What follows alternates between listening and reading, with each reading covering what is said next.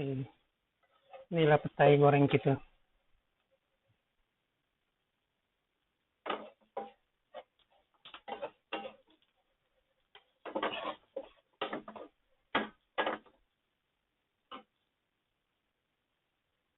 Oke, petai goreng kita udah masak.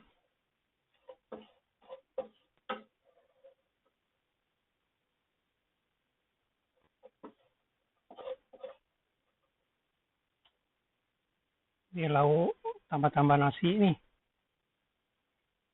Petai dia kayak masak sampai garing, bagi basah-basah sedikit.